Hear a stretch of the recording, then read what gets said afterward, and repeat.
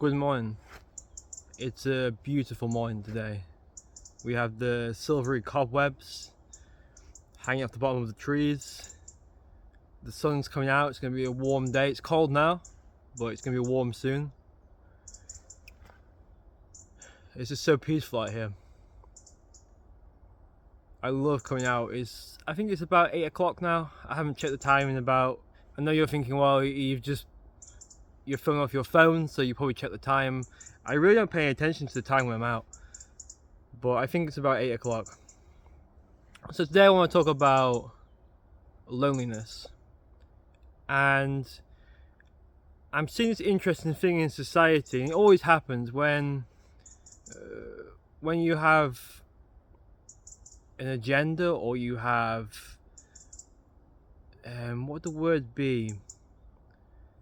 Something that is gripping the world. You have this point where the world tips it over into the side of, well, we don't care anyway. So one of the big things what's happening now is people are finding themselves very lonely, and people are finding themselves very isolated. And one of the reasons because of that is, well, there's many reasons, but I'll give you one of the big ones. It's because we're all living in these sort of cells. We all are online. We're all hooked into our phones. We all sit at home watching TV, streaming all the latest shows, and we're becoming quite phobic about going outside, especially the younger generations. We don't feel like there's anything for us out there, or what is out there is perhaps boring. Another reason is, with there being so much information now at our fingertips, we have broken off into so many splinter groups. All our needs and all our little niches are cared for, so we're no longer a community. We're not drinking from the same well, we're not reading the same material. I always get annoyed when somebody recommends me a show. They always go, oh, you should watch this, or you should read this. Because back when we were younger, that was kind of necessary, because there was only one TV show, and if you hadn't watched it, it was good to be recommended it, so you could watch it. But in this decade, if you're not watching a good TV show, you're probably watching another good TV show. If you're not reading a good book, you're probably reading another good book. There's so much for us to do. I'm still at a little bit of a weird angle today. I'm trying to block the sun from blinding me. I'm sort of keeping some trees between me and the sun. So yes, I think we are heading, or if not, we already are, an extremely lonely society as of late. But loneliness has always been there. You see it in writing, you see it in the way we've lived. And in a way, we used to build communities apart. And then it's now the trend, because of the overpopulation, that we all move in, we're all on top of each other, but we still feel lonely. Now there's two tales to this story. There's the one that loneliness is blissful. It's solitude, it's discovering yourself or rediscovering yourself, connecting to the elements, and walking this path which is quite dramatic, and it's also perceived as quite so this pilgrimage walk, it's quite it's romanticized. And then on the other side, the other tale is that we don't have much social interaction. We're not able to gain the relationships what nourish us, so we feel quite saddened. And that's the problem. That's always a problem with the pendulum of society.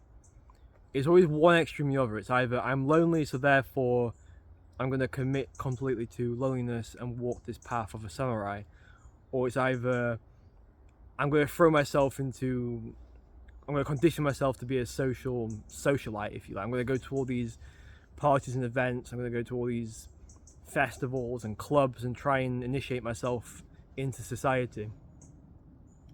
When what we actually really need is always in the middle. And that's why I always try to talk about in these videos, this healthy balance that, if we look at a controversial figure in history, their work could be really good, but their personal life could be tragic.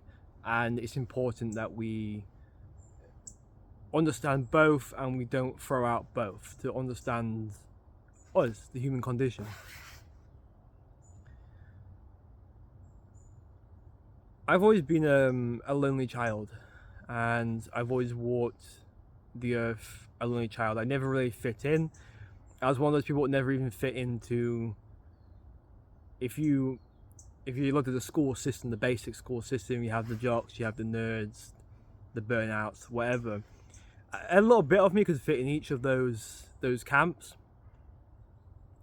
but I was never able to put the whole of me in one of those camps, so therefore I was never accepted. The burnouts never accepted me, the jocks never accepted me, the nerds never accepted me. So I was always being a bit of a loner, and I always consider myself quite a strange kid.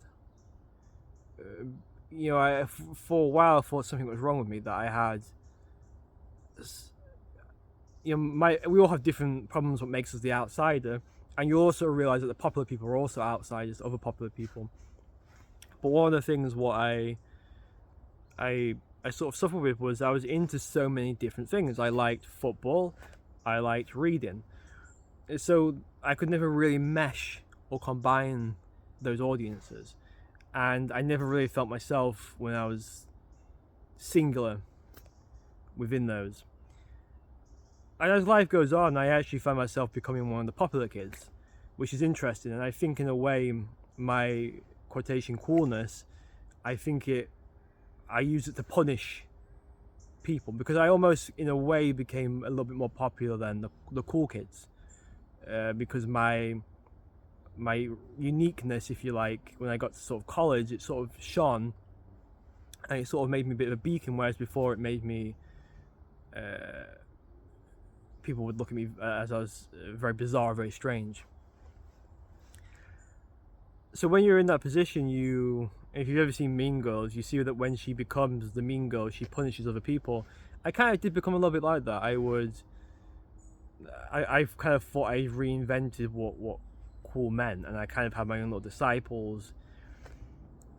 And then there's another stage where you come out of that, where you grow out of that, and you kind of realize, you go back to square one, that you are alone, that you are walking this,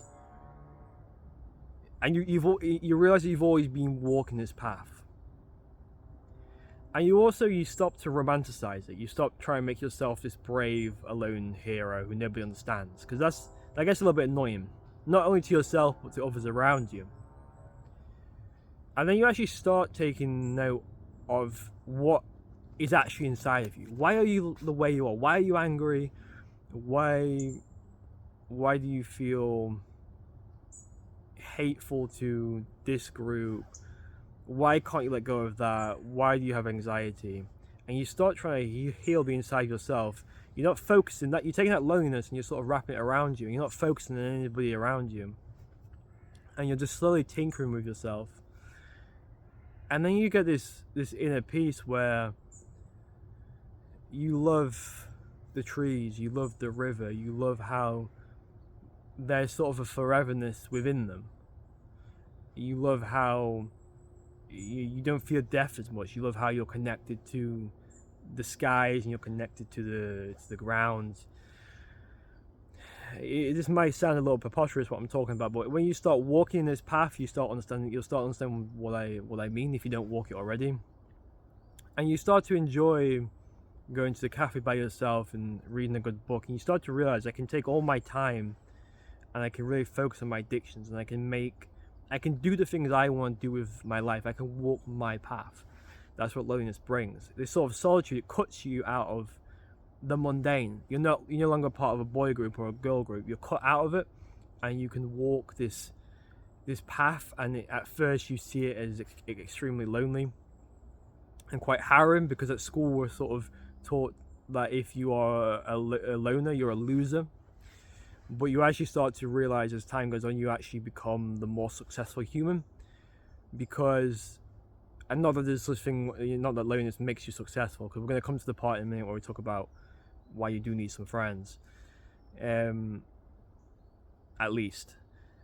But you become successful in the fact that you're not governed by other people, and you're able to walk the path you want, and within that, even if you do feel it is determined, or you feel that you're not going to be successful in it, even by walking that path, you are being true and honest to yourself, and then you will feel a lot better.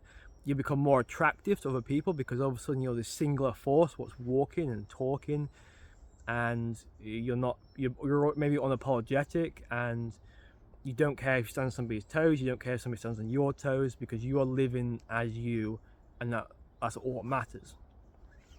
The second part is that we do need the blissfulness of life is interaction. What you see a problem with lonely people is we are so protected. My guard is always up. I even if I make a friend, I like time to dictate if that person's gonna be a good friend, or if that person is, maybe they're love bombing me, maybe we're just passing chips in the night. I try not to pour my chips into one basket, because I've been burnt a lot, and I've been burnt before. But part of the path one now is to forgive those people, and to also forgive myself, that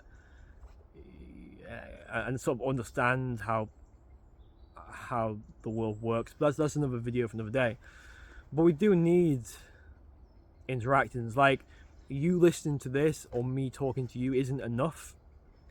We do need these friendships, and they are hard to get when you get older, because we have become very niche, and we've become very guarded, and we don't tolerate what we used to tolerate at school. We used to tolerate our friends who were bigoted, or perhaps they were slightly racist, or whatever it was.